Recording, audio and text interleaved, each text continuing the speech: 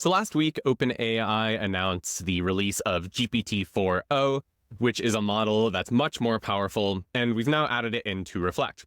So that means that all of our AI features, our AI assistant, our AI voice transcriber, and the ability to chat with your notes using AI will both operate significantly faster and with much larger context limits. So if you're someone that uses the AI assistant a lot and you want to run it on, maybe really long meeting transcriptions or whatnot, this is really going to help you and it will be able to do it a lot more.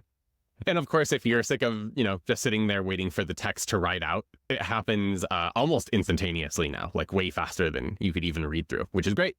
So if you haven't tried those features, I'm going to do a little walkthrough for them. If you're familiar with them, you can ignore the rest of this. I'm just going to kind of show everyone how they work.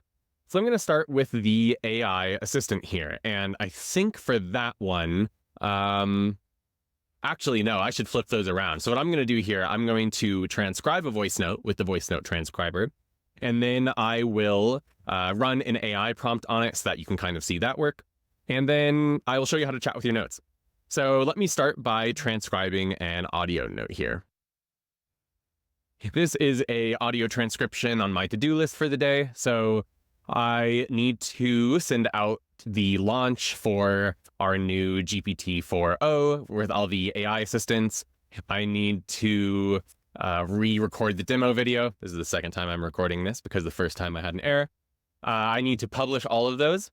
I need to prepare for the podcast interview I'm doing and then actually hold the podcast interview. I need to make sure that I'm totally caught up on customer service questions. I believe I have a white glove onboarding call later. And then I need to do a quick growth analysis over the last couple of weeks to see how the channel experiments are doing. Okay, so you can see that's how you do an audio note. It is transcribed here in the daily note. And it's pretty good. It's like 95% accurate. So you can see there's like a couple things. So GPT-4o, that's actually kind of funny that it got itself wrong. So I would change that to like GPT-4o. But it's really not unreasonable that it did 4.0. That kind of makes sense. It also, can sometimes struggle with some names. So I should show this if you don't know about it in the preferences. You can go down and first you can set a transcription language because sometimes it'll return it in a random language like Korean or Welsh or something. You can also set transcriptor helper text for difficult things like names, and then it will get them right going forward. So going back here, I now have this transcription. I'm going to run an AI prompt on it. I'm going to use one of the system prompts. So up top here, these are the custom ones that I've made, but I'm going to do list the action items here.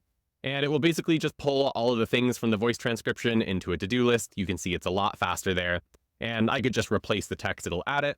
One quick note, if you want to make custom prompts, just take any existing prompt, click on this drop down, click clone, give it a new name here, and then you can edit the assistant all you want. But I'm not going to do that. I'll replace this here. I'm not going to save that template. And here you can see you have a to-do list. So that's both the transcriber and the AI assistant. Now I'll just show you one for the advanced search here. So I'm going to pull up search and automatically here, it will just show you the recent notes that you've used on the left there. In order to use the chat with results, you need to first filter them or search something so that the AI has criteria to work off of.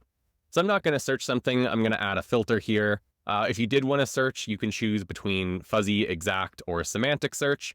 That helps you find things. I'm going to add a tag for article draft here. And I'm going to chat with my search results and I'm going to say, what article drafts do I have that are almost ready to be published? And now it's going to pull on that from all of the notes that I have that article draft tag in, and it's going to give me the results there. And nice. That was actually a pretty good test because that one on top is the one I'm actually planning on publishing this week.